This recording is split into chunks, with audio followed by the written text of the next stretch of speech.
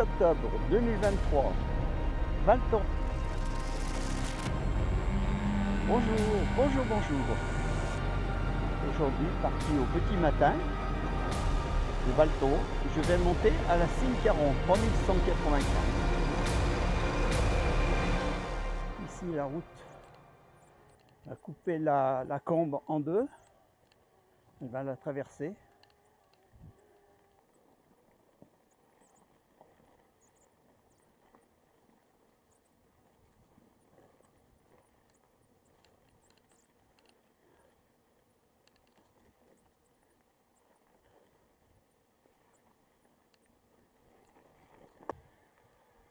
Alors ici avant, c'était tout de la glace et on montait crampon piolet. Alors j'ai une petite anecdote. Un jour, une personne qui était du groupe, oh j'ai une soif, je boirais bien une bière. Quelques dizaines de secondes après, il y en a un autre qui dit, ben regarde là, il y avait une bière enchâssée dans la glace. 3 coups de piolet, et elle a bu sa bière. Alors ici, le glacier descendait jusqu'au départ du Goulet. Après, ils ont taillé une route. La glace a fondu en dessous et en dessus. Et puis là, la fonte du glacier, elle était amorcée. C'était irrémédiable. Maintenant, il n'y a plus rien. Je ne sais pas quelle épaisseur il faisait, il ne devait pas être bien épais, mais c'était un glacier quand même.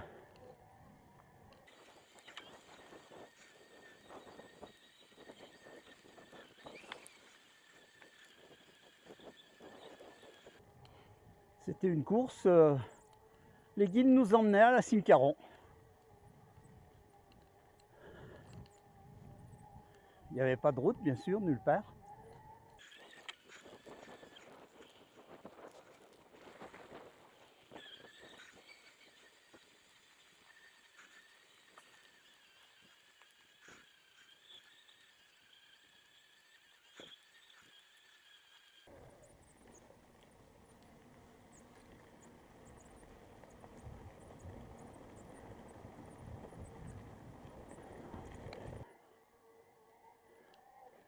On arrive au col du Lausin. C'était déjà rude jusque-là. Mais alors après, au-dessus du Lausin, c'est une horreur. On est au col du Lausin et on voit la vallée du Loup. La pointe de la Masse, 2830. Le Grand Perron des Encrombes, 2600. Et au fond là-bas, le pic de l'Étendard.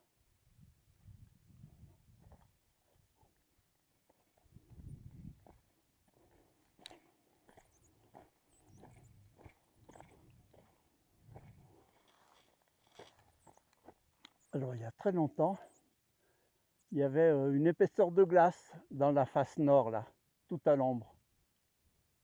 Non, il n'y a pas si longtemps quand même. Alors là, c'est la dernière partie rude, mais rude. Après, ça va mieux.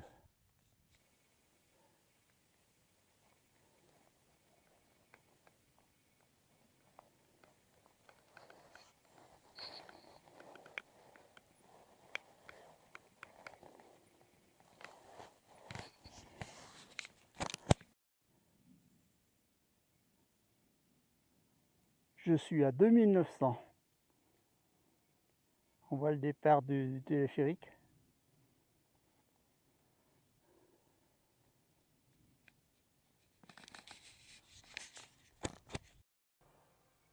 Voilà encore un exemple en parenthèse. Des schistes pourris partout, mais arrivé sous les ailes du Bon Rocher. Facile à escalader.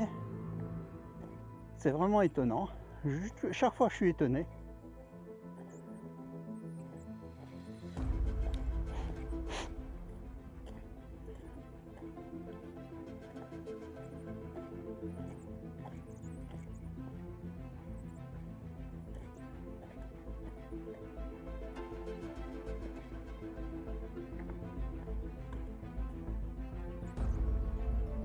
Montbrequin. 3150, quelque chose comme ça. Il n'est pas très beau. Il est ville, on l'appelle le Villebrequin. Voilà, du bon rocher, juste sur les arêtes.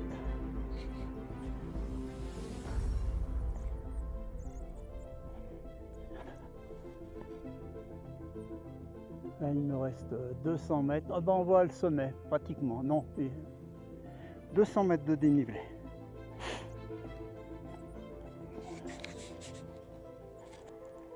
Voilà, les guides de Péclet. À gauche, la Grande Carse.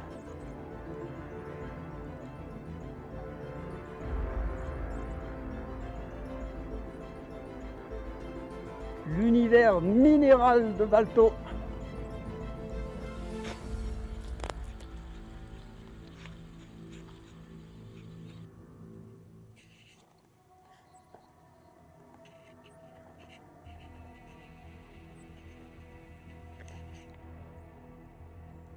L'arrivée de la télécabine de Aurel.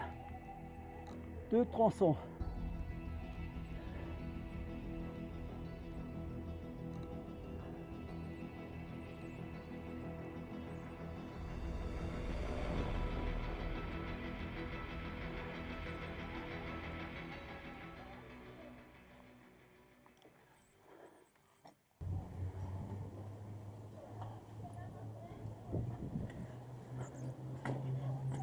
Ah, le téléphérique qui porte quand même 10 tonnes.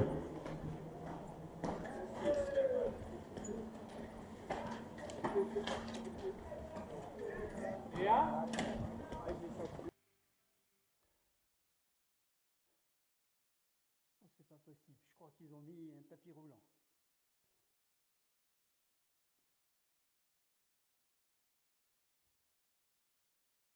Ah, ils ont mis un panoramique.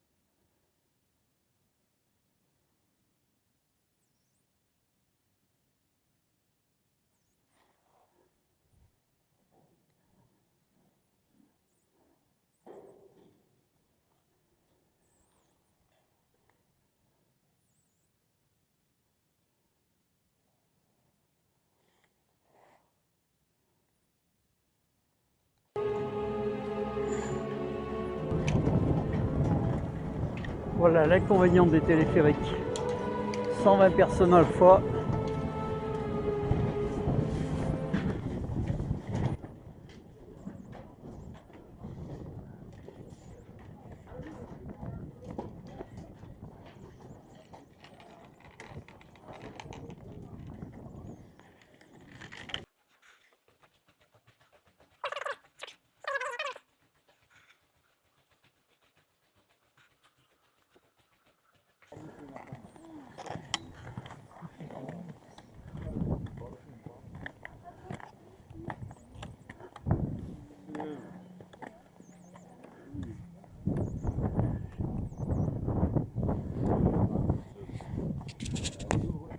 Caron, c'était une course qu'on faisait avec les guides. On montait par l'arête, on arrivait ici. Pas de route, rien du tout.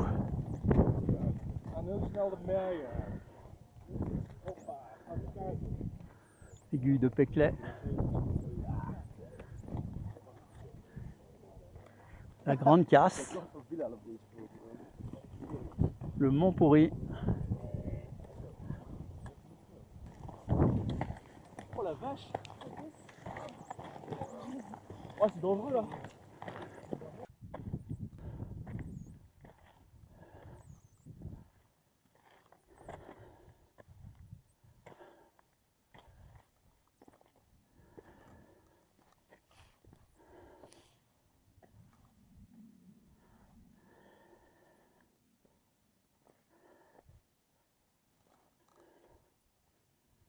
Ah voilà, plan Bouchet au-dessous. Alors la vallée en dessous, c'est la Maurienne. On voit bien la barre des Éclats, on reconnaît bien. Après la Meige, le pic de l'Étendard.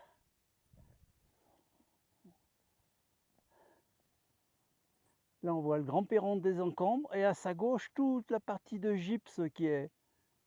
C'était dissous, ça s'éboule. Alors, comme nouveauté, on aura le tunnel de Horel, là. Il arrivait à moitié. Il continue ici.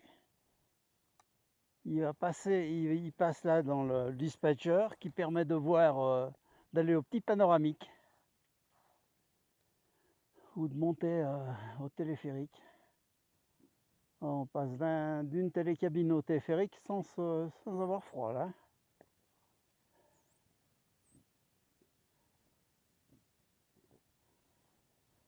On a les Ménuires au-dessous. Valto.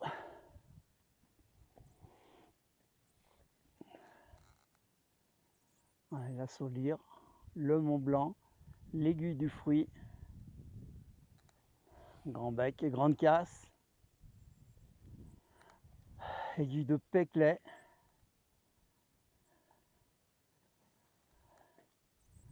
Col de Pierre-Laurie et la Pointe du Bouchet. Alors, il y a un télésiège qui arrive à la Selle du Bouchet ou la Selle du Perron.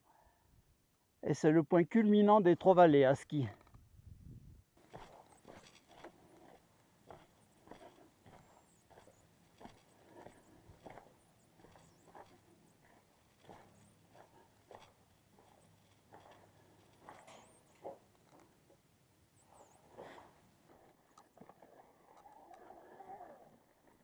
Et c'est parti pour la descente.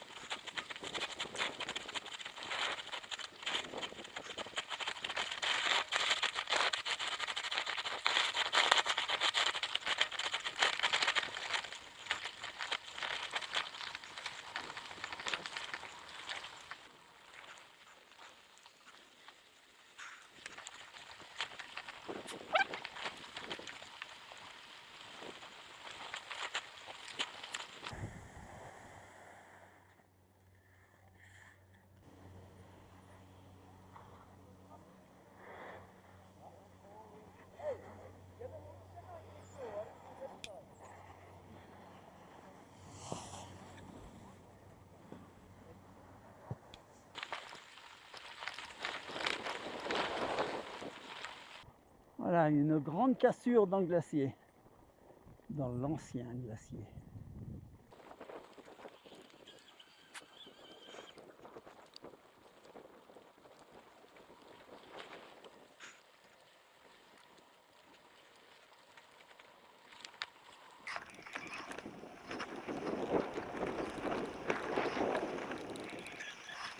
Funitel du Grand Fond, le télésiège de Rosaël qui va, la Cime Caron, le col du Lausin,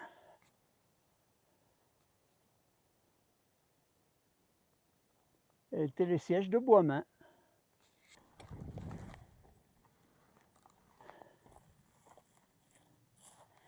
Une des retenues collinaires de Balto, il y en a beaucoup. Ça alimente les canons à neige.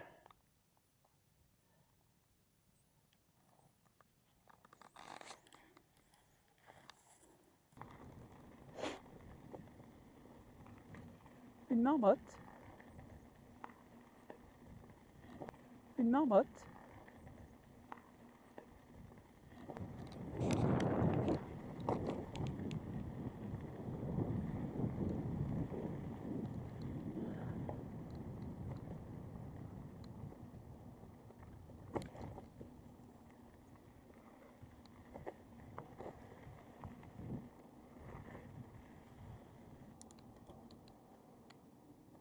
Et voilà, une de plus en moins.